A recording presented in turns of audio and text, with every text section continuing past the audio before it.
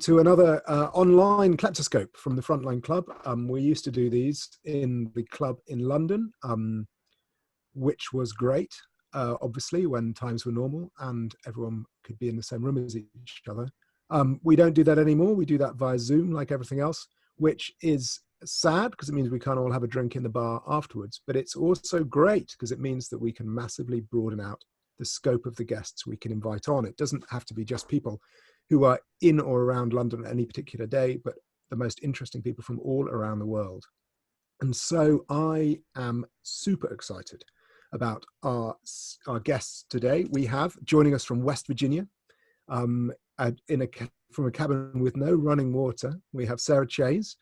I think, and widely acknowledged to be one of the world's most interesting writers about corruption, with an astonishing CV, which spans being a journalist with NPR, making soap in Kandahar, working with the US military, again in Afghanistan, and then writing two fantastic books about corruption, of which the latest is Everybody Knows, which I've been reading, and as a result, I've had the Leonard Cohen song stuck in my head for most of the last fortnight. Alongside Sarah, we have Daria Kaleniuk joining us from Kiev, who is one of the co-founders of the Anti-Corruption Action Center, perhaps the greatest anti-corruption group in the world, and one that I'm delighted to have spent lots of time working with and talking to over the last 6 years or so. Welcome, Daria. Thank you very much for joining us. And from the UK, someone who might have been able to join a normal Kleptoscope because she's actually in the UK is Helena Wood, former National Crime Agency and the Treasury Charity Commission, and now an associate fellow at RUSI, the think tank, and an advisor to Spotlight on Corruption. Thank you, all three of you, for joining us and joining this Kleptoscope. I didn't introduce myself. I'm Oliver Bullough. I do these events. Sarah's going to talk first. Wait a second, I think. Oliver, please. Yeah, well, everyone knows who I am because they do these things. But Sarah, I thought we'd talk today about these two twin issues that are imperiling the global fight against corruption. They are COVID-19. Like any crisis, it is an opportunity for crooks and thieves to steal yet more money. They always find a way to exploit a crisis, and crises don't come bigger than this one, I hope. So that's one problem that the world has. And the other problem is a more parochial one for Sarah, which is the administration in the White House at the moment, which has abandoned the US leadership of the fight against corruption, which has been something we'd all become very accustomed to, at least since the 1970s, that we could at least rely on the Americans to prosecute corrupt players when no one else was doing so. The number of prosecutions under the Foreign Corrupt Practices Act is falling quite fast. Donald Trump has himself said it's unfair that US corporations aren't allowed to pay bribes because foreign corporations can, and so on. This is a new world in which we have a rampant virus and a US administration that doesn't particularly care. So Sarah, could we start with you? Could you talk a bit about the nature of the administration, how it's intersecting with the virus, and also a bit about this extraordinary book, which goes all the way back to ancient Greece. So this isn't just a modern book. Yes, and I'm delighted, obviously, to be here in your company, and just like you, wish that we could all be around the bar soon. Yeah, it's there's an intersection. You said that crises are opportunities for thieves and criminals. Crises are also opportunities for kleptocrats. And so what you see happening, without going into a lot of detail, but it was absolutely predictable that not only some of the obvious things like who gets contracts for, vaccine research money or procurement, but who's getting loans. For example, the family of the Secretary of Transportation, who is married to the Senate Majority Leader, received I think it's $1 to $5 million of loans that were aimed at small businesses. And even less well known is the fact that the US Federal Reserve, which is our central bank, has been printing money. Basically, it's been inventing money that didn't exist before and using it to buy corporate bonds. And many of those bonds, many corporations are deep in debt because they have been, instead of investing usefully, they've been buying back their own shares in order to make their share prices go up, and they've been paying their CEOs large bonuses and things like that, and they've been speculating in dodgy assets. And so essentially the United States government has created more than $3 billion and spent it on speculators, while, you know, states and cities and not to mention individual unemployed people are going without. Within President Trump's administration is a remarkable number of people who have spent their careers in the private equity world. And that includes the Secretary of Commerce, it includes the Secretary of Treasury, it includes several of President Trump's closest friends. And these are establishments that are entirely shrouded in secrecy and are, I mean, they're perfect money laundering vehicles, frankly. They're getting a huge chunk of these bond purchases, or they're benefiting from them. And then in terms of how that affects the US so-called leadership role on anti-corruption, I mean, when I was trying to practice anti-corruption overseas, that is to say in Afghanistan, when I had a practical role trying to do something, what I came to understand is that what really mattered was the leadership provided by the President of the United States. These kleptocratic networks are vertically integrated, means that you can't even arrest a low-level official in a truly kleptocratic country without the chief of state getting involved. Once the chief of state is involved, it's not a matter for the commander of ISAF, which I work for, the commander of all the military forces in Afghanistan is the country I'm speaking about. It's not even a matter for the ambassador anymore. Once the chief of state is involved, it has to be chief of state to chief of state. And if Washington, at that time, Washington was lukewarm, didn't back us up, and the whole thing went to pieces. Then I look at Daria's country, you know, which is the one country where the US had a very serious anti-corruption approach. And I know that because after I was in Afghanistan, I then advocated more broadly for anti-corruption policy overseas in the United States. And Europe was the only bureau in the US State Department that was serious about it. And the Ukraine embassy was the only embassy that was serious about it. So then you have the whole matter of the Trump impeachment, which was not just Trump being lukewarm about the anti-corruption efforts of the US ambassador in Ukraine. He publicly humiliated the woman in the most devastating way that can possibly happen to a diplomat. He recalled her, not to mention spoke badly about her in public. That is an unmistakable signal to kleptocrats around the world that not only has the US abandoned its leadership role in trying to counter international corruption, but indeed it is taking a leadership role in being corrupt, and it is opposed to any efforts internationally to combat corruption. So that's the first point I'd like to make. I know we don't have a lot of time, but I'd just like to say a couple of things. In the United States, American elites don't like talking about corruption in the context of the United States, because of course we're special. We're this leadership country, right, on corruption. In fact, what's been happening since about 1980 is that practices that are considered blatantly corrupt in other countries have been legalized in the United States. And I'm not just talking about campaign contributions, I'm literally talking about the legal definition of bribery, which, due to a concerted campaign in the Supreme Court, has been so narrowed that prosecutors have told me, you can only corrupt really bad criminals. And I don't mean bad, I mean bad at being corrupt. I don't mean, a bad criminal. They're bored. I've seen people leaving the department because you can't prosecute corruption anymore. The other thing I'd like to say is that although I would say that the Trump administration is particularly barefaced in its networked corrupt practices and its bending of the levers of power at its disposal, this is not a phenomenon that is limited to the Trump administration. And that was the very distressing thing that I discovered as I was researching Everybody Knows. Everywhere I looked, every political party.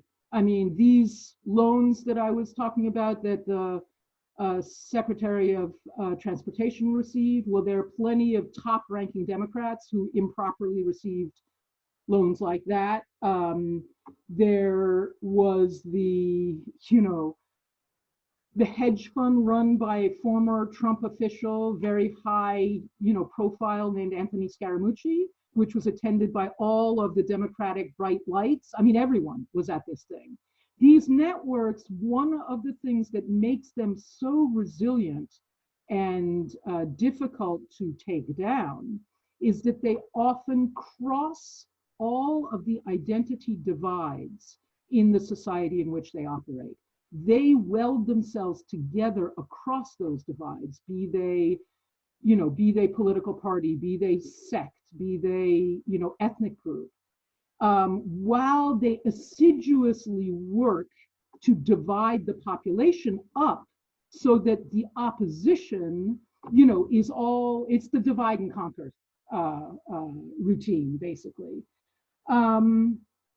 And then finally, and that will be abundantly clear as we continue speaking, these networks are transnational. Too often when we look at a corruption scandal, we're looking at a sort of isolated event rather than seeing it as as an example of a systemic practice, which is perpetrated by networks that also cross sectoral boundaries, right? They're not private sector or public sector, they're both. And their members circulate between private and public sector. Very often they include out and out criminals and out, perpetrators of violence, be they terrorists in a place like Afghanistan or drug dealers or what have you. And they are transnational. There may be hubs in different areas, but they're deeply embedded in each other's doings, and I think they learn from each other. And so the historical side of what I said in Everybody Knows, I get into the infatuation with money. I do think there's a cultural undergirding to this type of practice, which is an almost glorification of money that we have started to see in our societies, in particular since the 1980s, I would say, since about 1980. And I'm not trying to argue that humans haven't always adored lucre, right? Obviously.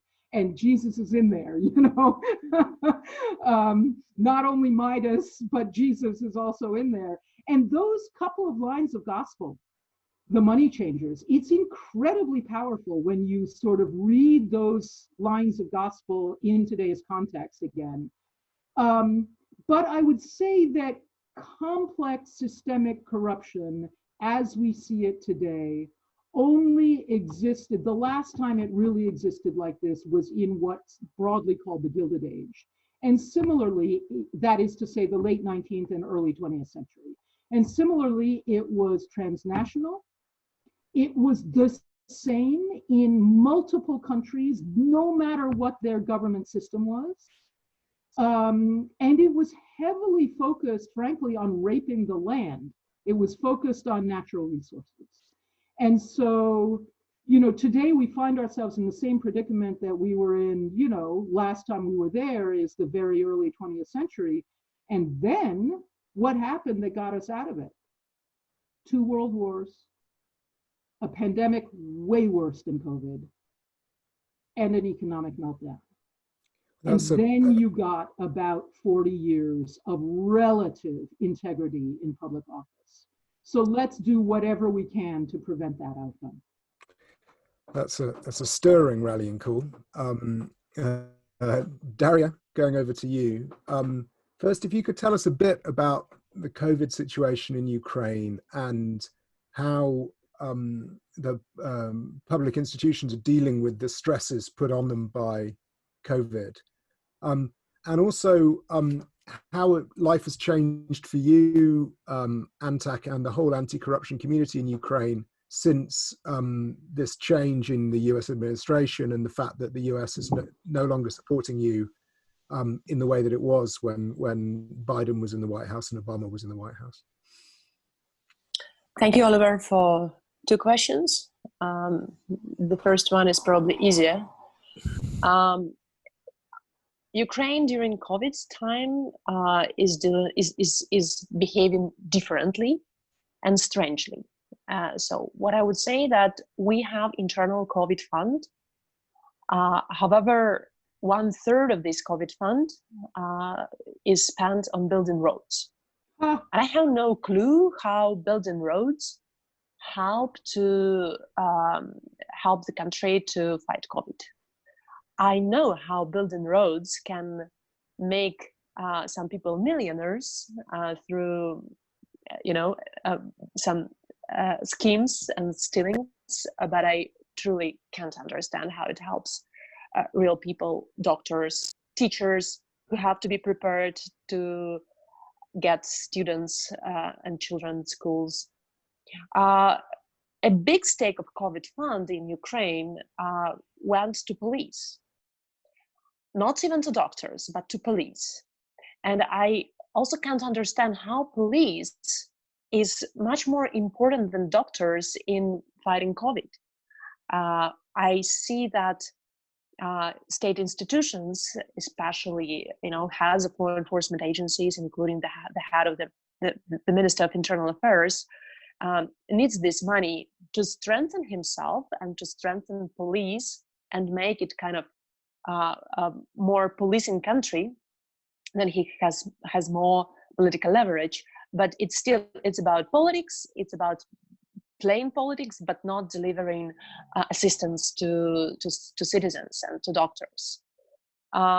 We have in Ukraine the law which allows not to do public procurement and regular public procurement procedure for goods which are needed to fight COVID. But when we have analyzed all those procurement procedures, all those procedures which were used without this regular procedure, we found out that there were, let's say, some hospitals were ordering renovation, fuel, and furniture, which is far away from what actually is needed to fight COVID. So basically, this is where we are in Ukraine. We are fighting COVID with building roads and increasing salaries for police. In terms of your second question, we are very much frustrated now. Until spring last year, 2019, we felt very strong public and vocal support in whatever we were doing in Ukraine from the United States government. And then there started this scandal, which was pushed by Rudy Giuliani. He found conspirators in Ukrainian government, specifically the general prosecutor, and some other strange folks like Fruman and Parnas. These are fraudsters caught by FBI in the US. And local Ukrainian KGB agents, which pretend they are members of parliament, but they are actually KGB agents, and I'm talking about Andriy Derkach. So there's entire plot here in across Ukraine, but also in the United States, which is trying successfully to undermine good relationships between Ukraine and the US, and to stop the leverage of the US in Ukraine to promote good governance. And all that scandal happened at the moment when we voted for the new president, for President Zelensky, very unexperienced guy who never been to politics before, except his movie where he played an accidental person who became a president. And then he actually himself became a president. And his first experience of international relations and politics was this scandal, where these different strange people like Rudy Giuliani and Vrooman and Parnas trying to convince him to do investigation against Biden, trying to convince him to do investigation on Ukraine interfering into American elections. And then there was this very strange and tough call with the president of the United States. So just imagine you're a fresh politician in a country which is in war with Russia, and it's a very brutal enemy, which can kill and which kills millions. And you have to rely on the partnership with the United States. And I mean, it's military support, it's political support, it's financial support, it's everything. And the first call is about investigation on the political opponent of the president of the United States. So, of course, I think this is something that was very devastating. And I think that for President Zelensky, it immediately kind of created the feel that you cannot trust the West. And there are different forces are now in Ukraine, a lot of pro-Russian forces. And Sarah talked a lot about corruption in the United States, kind of hidden corruption in the United States and legal corruption in the United States. It's very easy to buy a lawyer, a lobbyist, a PR firm who will go against good people. And we have experienced on our example as a non-governmental NGO in Ukraine, composed of 25 people, when all this was organized against us. And not necessarily this is organized simply from inside of the United States. We actually observed how all these tools were organized by the pro-Kremlin forces. And we have to think about corruption as the national security risk, and about corruption as the tool for geopolitical games.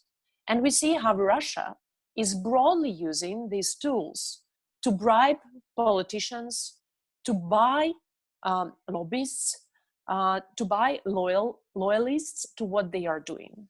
And in all this impeachment scandal, we see that Russia and pro-Kremlin forces in Ukraine, they achieved what they wanted to do. They broke good relationships between Ukraine and the United States. They harmed a lot the support of the United States to Ukraine towards building strong institutions in Ukraine and fighting corruption, and towards actually being able to protect us from the Russian aggression.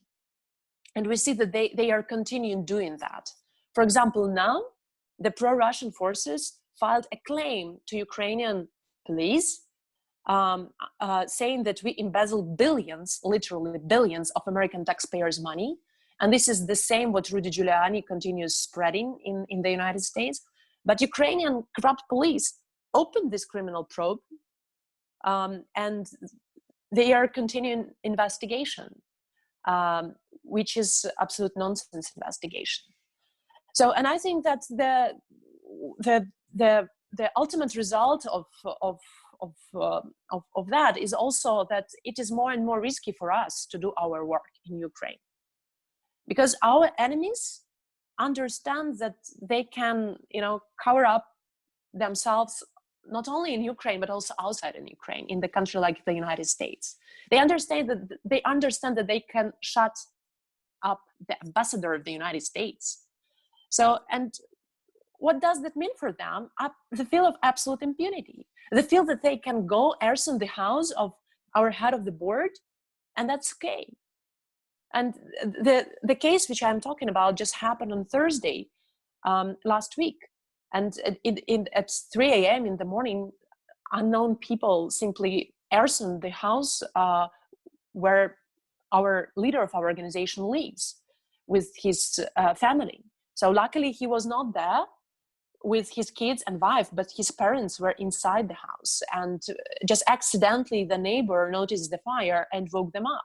So we are thankful to God that everything that everyone is safe, but we are actually afraid what will be next, if there will be this feel of absolute impunity, if we cannot even rely to our usual partners, and we treat it and still want to treat the United States as the country, as a leader who can stand with us in our way towards building integrity in Ukraine and defending strong institutions which are able to investigate corruption. And the final remark for me, we were able to achieve amazing results with the help of the United States, but also with the help of all international community, all pro-democratic international community. I'm saying, telling also about the UK, about the EU. It was the great leverage of the IMF, of the EU, of the US, and other players. And we worked in synergy with civil society and international partners. And we successfully advocated for the establishment of the National Anti-Corruption Bureau of Ukraine, specialized anti-corruption prosecution, high anti-corruption court. And this is entire new infrastructure in Ukraine, which is able to investigate and prosecute corruption and hold people who rob the country in millions and billions accountable. And we are already having first verdicts of the high anti-corruption court. Untouchable people are now behind the bar, including, and there is a case against oligarch in Ukraine, Igor Kolomoisky, who is now cooperating with Russia to avoid that investigation in Ukraine. There is investigation against him also in the United States, but he plays with Russians in order to avoid that investigation. So I'm just saying that we are at the situation in Ukraine where there is progress. There are institutions which are already working, but there are huge attempts to roll back all that achievements. And without the strong support of the West, especially the United States, it's very hard for us, physically hard for us, to protect that achievements. Thank you. Thank you, Daria. Helena, we're going to come to you now. I did ask you originally to be our hopeful person today, but I'm not sure you felt very happy about that role. Back in 2014, when the President Yanukovych fled Ukraine, there was a big anti-corruption summit here in the UK. The UK played, under David Cameron's government, quite a strong role in trying to push back against corruption and bring a bit of transparency to the international financial system. I thought I might ask how we're doing now. How is if the US is going to step back, is there any chance that the UK might, try and fill its boots, if only a little bit? How are we doing? Shall I start with the slightly depressing prospect first and then move on to the positive? So I will try and bring some positivity to the conversation, as I promised. But I think we've seen a gradual ebbing back of UK government commitment to tackling corruption since Cameron. I don't doubt, speaking to his commitment to tackle corruption, I think he showed real global leadership for all his other ills as a leader. However, I think he failed during his tenure to put in the infrastructure that was necessary to drive that forward as a systematic part of the UK's approach to its, global soft power. It was a lot, if I can use a term from my native Yorkshire, it was all mouth and no trousers. There really wasn't much behind that, unfortunately. So as much as he kept saying, don't bring your dirty cash to Britain, we weren't seeing, an investment in law enforcement, responses to tackle the huge levels of corrupt wealth that you've written about, Oliver, others written about prolifically, that sits still in London and the South East, and unfortunately drive up property prices for people trying to struggle by in the capital. So if we look forward from there, I think you saw nothing in the May Premiership around corruption. I think what she did do, which could have a useful effect for tackling corruption, is bring financial crime to the fore as a policy issue within the national security strategy, which I think was a useful tool that still sits there today. What we don't know is whether, our global Britain that we will see I have to mention the B word as well as the C word, Brexit, whether the vision of global Britain, whether that will be a bring your cash here, open for Britain, open for business global Britain, or one which projects power through a strong rule of law.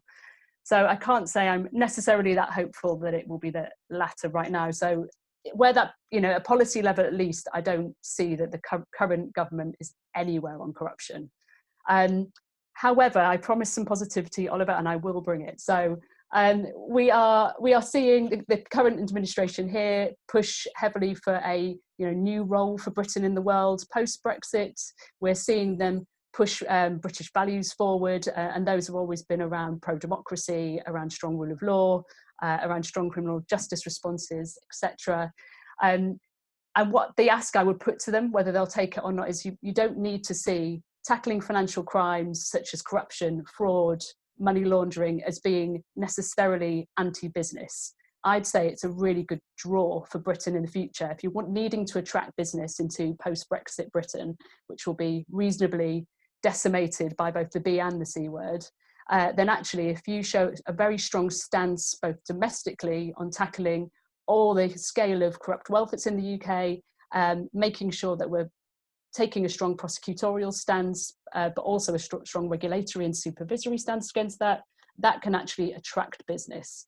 The strength of rule of law in Britain, for me, has always been a big draw for business. So what I hope the current government will see that is a real opportunity from tackling financial crime and being that global leader to attract that business that we really will sorely need post-Brexit.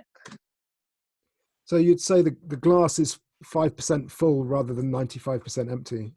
I'm going to go 25%. I always remain hopeful. That there is a real role for Britain to play if it chooses to play it. It's not yet clear where it's going. I think in the kind of run up to going live today, we were talking about corporate transparency. And that's one area where Britain really could take a real global role in pushing forward the corporate transparency agenda. I know Sarah, probably sat in the States, looks on enviously at Britain with its, person of significant control register, transparent business ownership, etc., etc. What I would say to my colleagues in the States is that good isn't good enough. Companies' house data, as you rightly pointed out, Oliver, and I harp on about regularly, it's garbage. It's not verified. Our company registrar has no power to verify that data. So it's de facto not relied upon by law enforcement or by the compliance officers in the banks as being a true view of what's going on in the UK business world. There's a real opportunity for Britain to reform the way it approaches corporate transparency. It had committed to doing so last July in a consultation document about corporate transparency reform. Sadly, a year on, we're not seeing any progress. In fact, I fear there may be some rowing back on those commitments to, bring a really robust response to tackling the kind of poor quality of that data.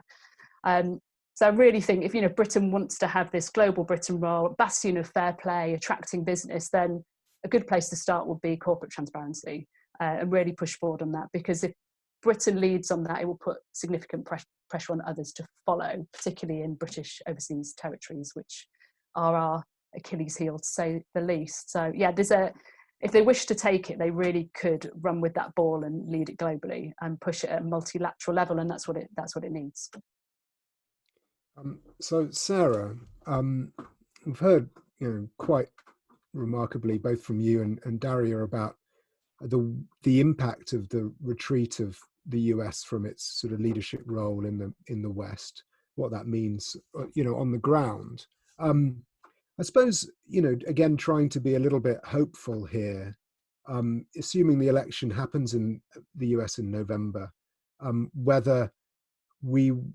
whether a new president would improve things, or whether the fact that he's from the state of Delaware means that Biden wouldn't actually really make any difference anyway. What do you think? I suppose is this there's a question come in. So by the way, just say to everyone, please send in questions to the Q&A function. Ewan Grant, who's a regular attendee of the Kleptoscope, it's good to see him here, is asking, if the US isn't going to take this role, who will fill in? Because, who is the alternative? So, could the US come back? And I suppose this is the question. Hang on, you're muted. You need to unmute yourself, I think. Yeah.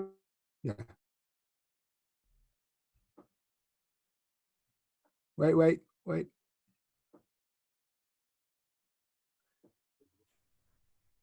There. There we are. Biden's interesting. As you say, he's from the state of Delaware. He has backed corrupt business models in his avuncular way throughout his career, including, I must say, in Ukraine. Now, I get it that the investigations that the president was pushing were spurious and desperately wrong. However, what everybody knows about his son, that he was put on the board of a corrupt energy company solely because he was the son of the vice president of the United States who was playing a leading role on Ukraine policy, is absolutely unacceptable. And it pains me to see people people of Biden's political party who have their fingers pointed very dramatically at Trump, trying to excuse that type of behavior on the part of Biden. That being said, Biden, from my experience in Afghanistan, he was the one who took corruption seriously on Afghanistan. In fact, almost got into a kind of, there was a bit of tension with Obama over it. Not only that, you do have a much more vocal wing of the Democratic Party in the person of Elizabeth Warren, not as specifically, but similarly in the person of Bernie Sanders. And although these types of issues are less articulated by their supporters than, for example, race issues might be, or gender issues and things like that, there is a pretty good constituency for this, for firming up the US approach on these matters at home and presumably abroad. And so I don't despair, in fact. What I'm very worried about, and I don't want to get into US politics here, it's not the place, but I would just say that the US election is not going to be pretty.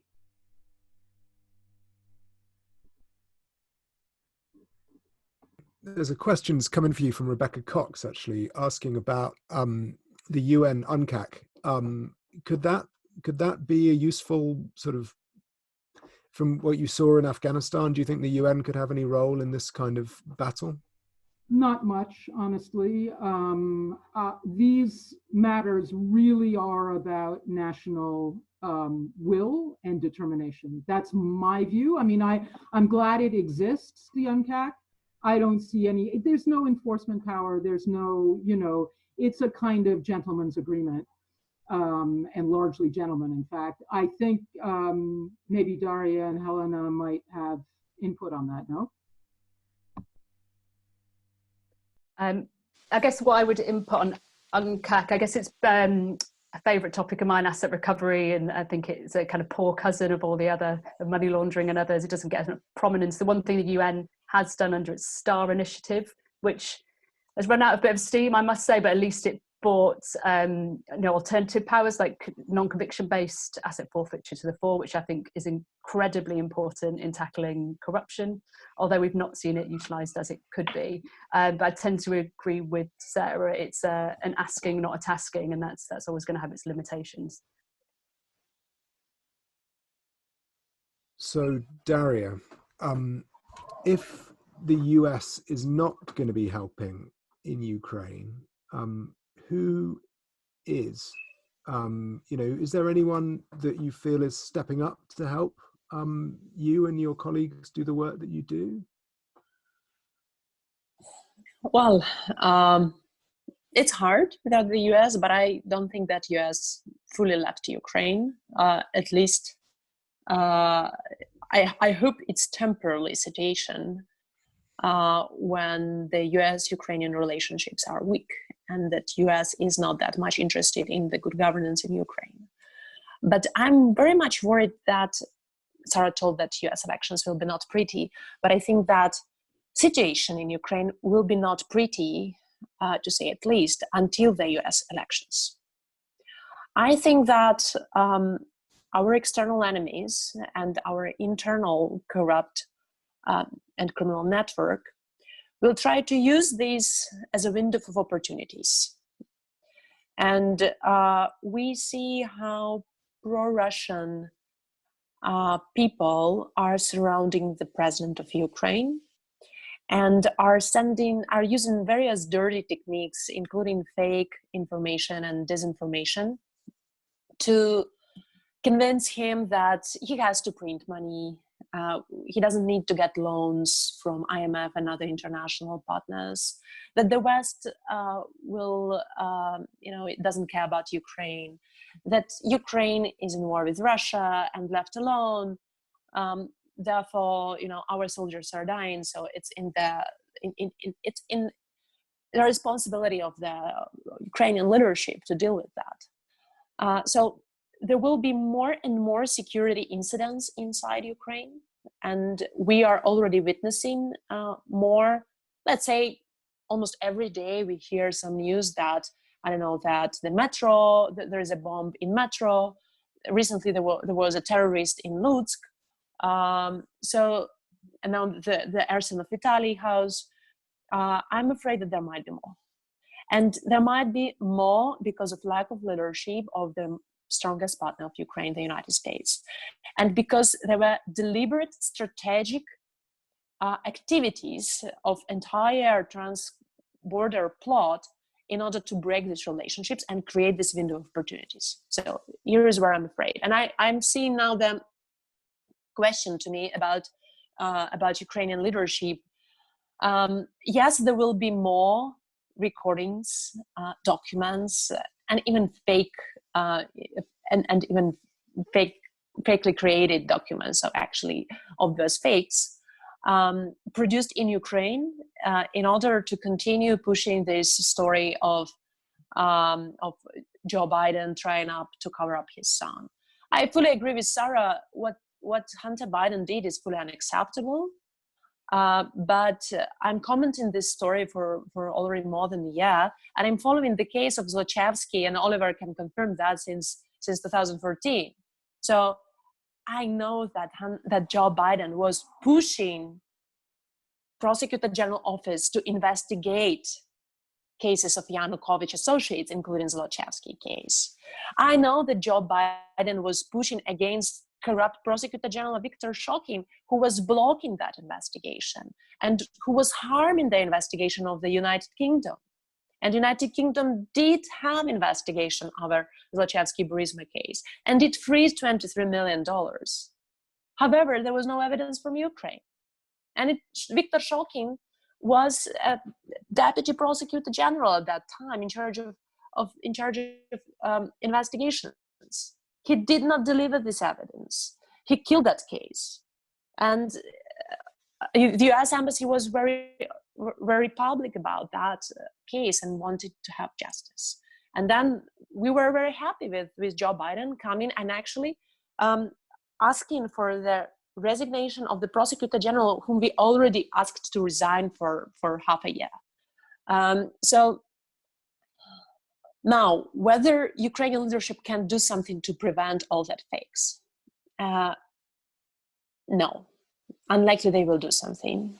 Not because they don't want, but I think the amount of challenges which they are facing is much bigger than their capacity to handle these challenges. It is partly because of it's partly their failure and failure of President Zelensky. He didn't build a strong team. He simply built a team of his friends and people who are loyal to him, who are not criticizing him, and he trusts not professionalism, but those who are, promising simple solutions for very complex issues.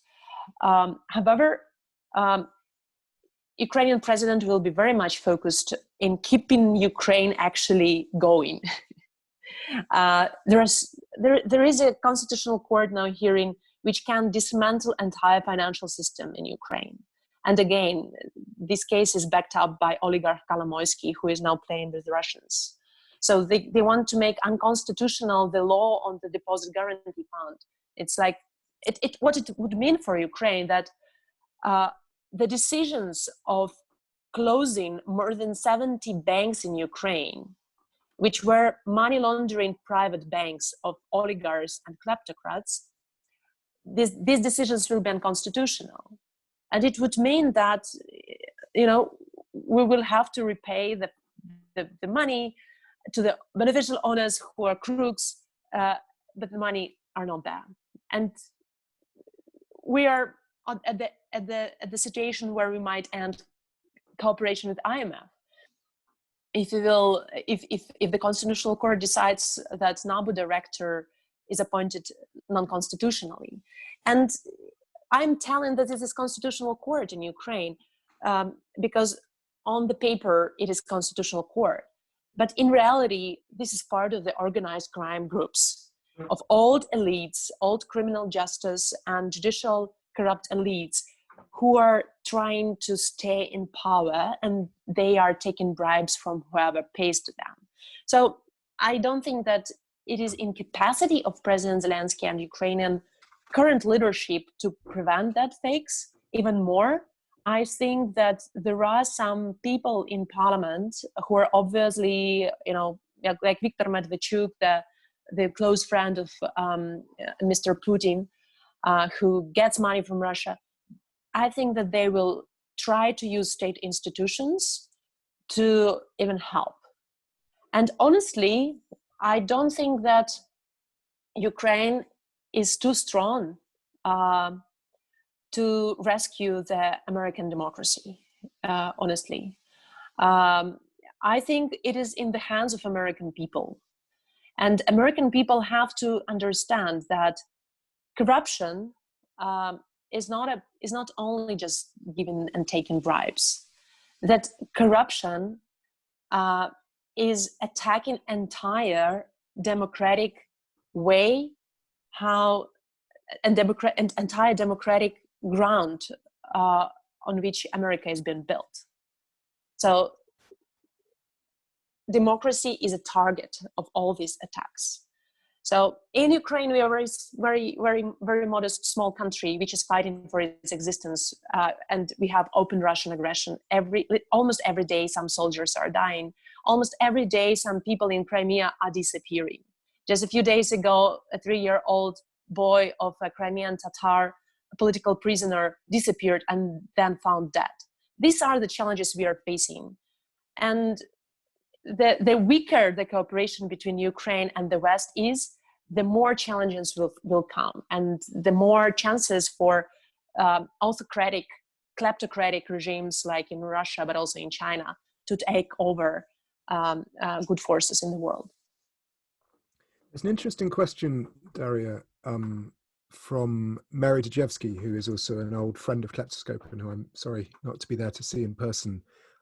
She's asking, and it's an interesting question about whether if obviously the anti-corruption campaign in Ukraine has been closely associated with US support. If that association is removed, might it help, spread support for anti-corruption policies across the political spectrum in a way that you might not already have? Is that a possibility? I'm just trying to look on the bright side here. Well, there was the U.S. support, and there is still some U.S. support in fighting corruption in Ukraine. It's just on the political level, it's much weaker. However, there is a strong support from the IMF, International Monetary Fund, and I think now IMF takes the lead. IMF is making loans to Ukraine conditional to very specific and precise commitments in the area of good governance. Let's say the most recent memorandum with IMF contained very detailed commitments to reform entire judiciary system in Ukraine, specifically the judiciary self-governance bodies. And what is good about IMF that once you complied with the commitments and you received disbursements, once the state implemented prior actions, this is kind of the top commitments of IMF, then IMF continues monitoring how they are being implemented and whether there are rollbacks. So when there are rollbacks, the IMF monitors that and have a say. So, and this role of IMF was noticed obviously by the organized crime groups and oligarchs. these pro-Kremlin, pro-Russian forces in Ukraine, and they are trying now to fight directly.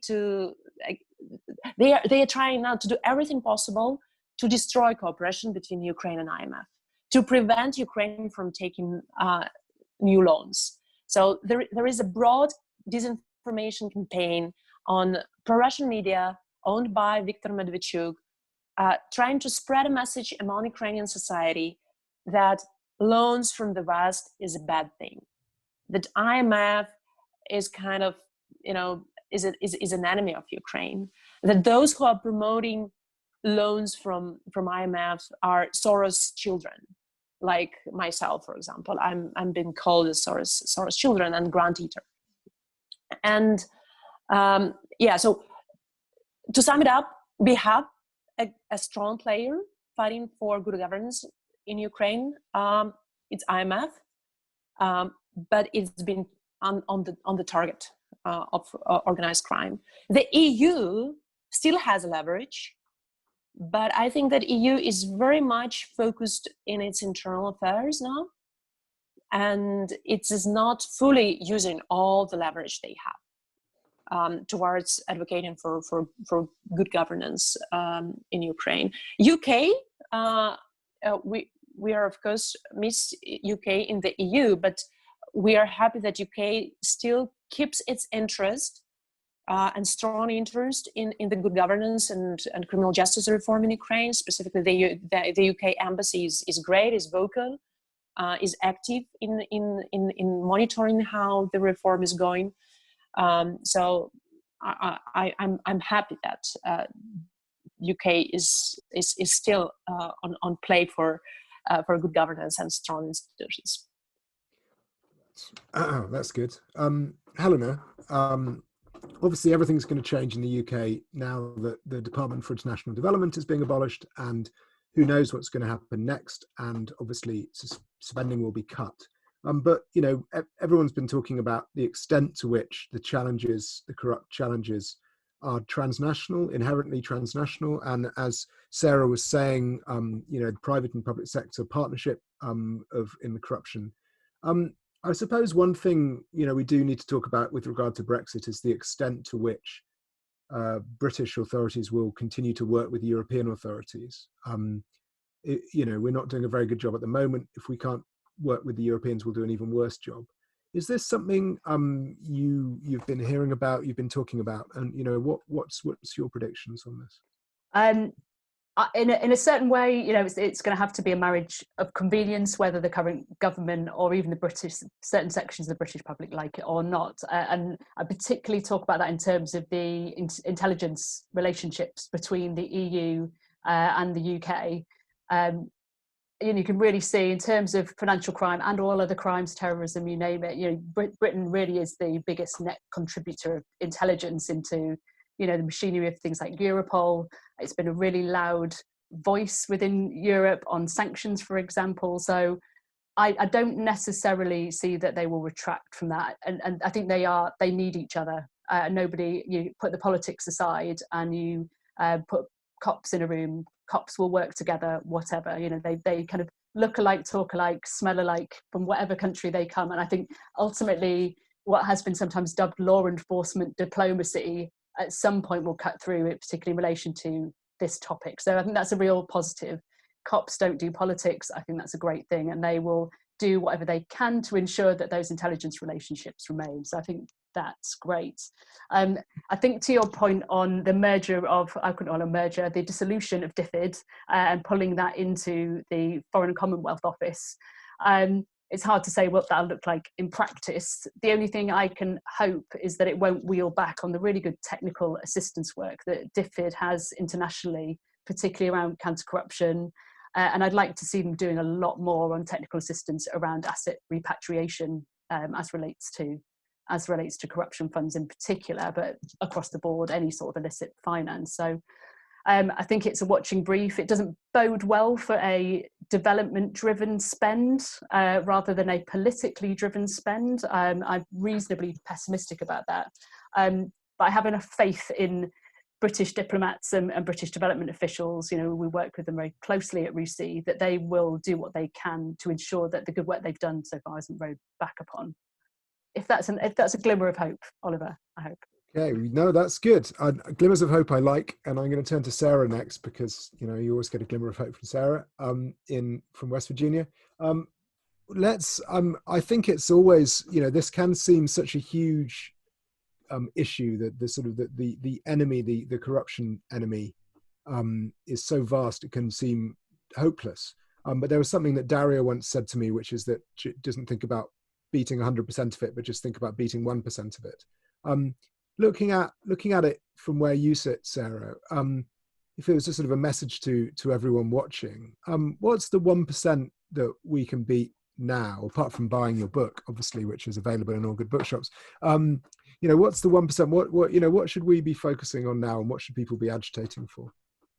So there are a lot of things for people to do in the end of the book, and I really aim them at ordinary people, you know, because as you say, there's a lot. These are networks. I call them hydras in Everybody Knows, because it seems you cut one head off. I mean, Yanukovych in Ukraine, and then there are more heads, you know, and everywhere that people have really taken very dramatic action and governments have been overturned, you find that a new head springs up. And so that's one thing to know, is that it's not just the person at the top. Let's not fool ourselves that it's just the one individual who has come to, you know, personify the network and the system in our countries. That in fact, these are networks, and the networks cross all the boundaries that we were talking about. So the first thing I would say is stay mobilized. And then the second, I think, really important lesson that I learned in doing this research is that it sort of takes all of us doing all of the things that we're good at. One of the things I did in Everybody Knows is look back, if the last time we suffered a situation like this worldwide was in the late 19th and early 20th centuries, well, what were the resistance movements like then? I mean, what were people trying to do about it then? And I was really struck by the different, often allied, but different in style and even in location movements. And there I did focus on the United States, but you had the labor movement. You had some of the more, I want to say, radical political movements that were clearly aimed at, you know, monopolies and the dominance of these networks, although they didn't use that terminology.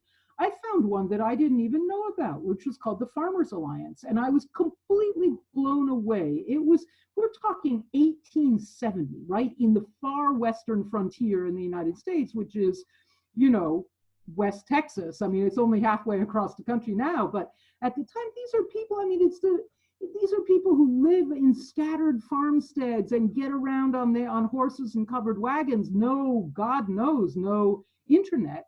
And they were organizing themselves, and they had local chapters. They had newspapers all across the country. The newspapers got sent out because of the Postal Service.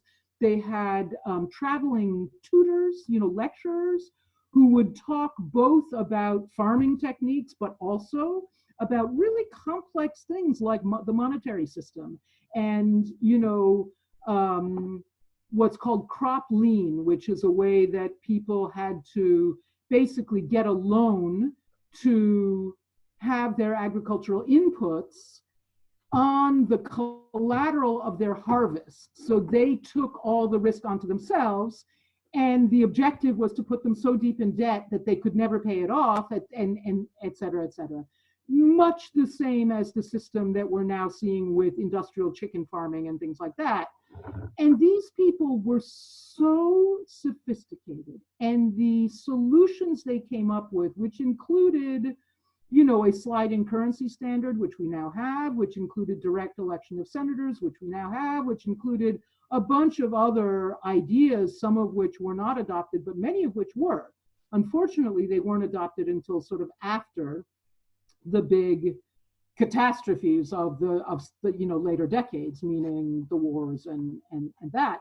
But what I'm trying to say here, as I read into their annals and I read their newspapers, they would talk about how beautifully decorated their meetings were. They would have these massive gatherings that lasted for a couple of weeks, among different farmers' alliances, and they would, discuss all of their policy options and whether they should create a new political party or what they should do about it. And then they would talk about the beautiful bunting and the beautiful garlands that people had woven for these, and the banners that people painted. And I thought, there were people who were good at weaving flowers, and that's what they were really good at. And they were part of this movement. And you had, steel workers' wives who said, yes, our children will go hungry so that we can go on strike. Now they didn't win then and there, but I take a lot of solace from that. And this isn't quite answering your question specifically, but it's precisely to say there isn't just a specific 1%. There are a lot of dimensions to this problem, and that means that we can all select a dimension of it and a way of addressing that dimension that suits our own attributes, our own gifts. And we then need to try. That means not just, I do think mass mobilization is necessary. I think mass outrage is necessary, but it's not sufficient, and we have to be careful about mass outrage that's more about expressing oneself than it is achieving a given, specific, and defined change in the system. I do think that, in terms of systemic changes that are needed to a great degree in the United States, but in all of our countries, obviously beneficial ownership transparency, obviously corporate concentration, the ability of corporations to deprive people of constitutional rights, like Americans don't have a right to take corporations to court anymore, because we sign a contract. When we sign up for internet service, we sign a contract that says that we will submit to arbitration. So we've just given up our constitutional right to trial by jury in the case where we would sue a company. And you can't get out of it because you need internet, and all the internet companies do it. So these types of practices are totally abusive, and that needs to be dismantled.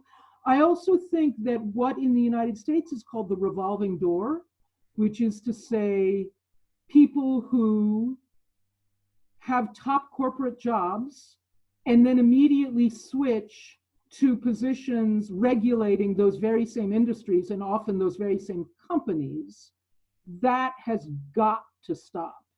And it's called the revolving door, but that implies that it's one individual pushing a revolving door. In fact, that's how the network weaves itself. So I think that's a very important target. And finally, obviously, campaign financing. So long as political campaigns are a way of providing bribes, we're done for. There's enough to be getting on with, I think, there. Helena, what's our one, let's say in the UK, what's our one thing that we need to be focusing on now? What's our 1% that we need to push on? Oh, God, yeah, that's a difficult question. But this response to corruption and all financial crime in the UK at the moment, it's less a problem of law and more a problem of lack of law enforcement. So, we've got some of the most stringent laws on the books. And I go back to my previous statement about all mouth and no trousers. We've got the best, most stringent asset confiscation laws known globally, possibly even going further than the US at the moment with unexplained wealth orders. But there's an inability due to lack of resourcing, lack of skill, to be able to enforce those. So I really, obviously from a law enforcement background, I am going to focus on law enforcement. But I think it really need to use the really good toolbox that we've got and put it into practice. Am I hopeful about that right now? Not really, unfortunately. So we've seen the failure of a big flagship unexplained wealth order case in the last couple of months by the National Crime Agency, and I do not place any blame at their door. I'd sort of liken them to a kind of David versus Goliath, but without the slingshot right now. I mean, they really have been put up against, you know, top elite lawyers and banks of them.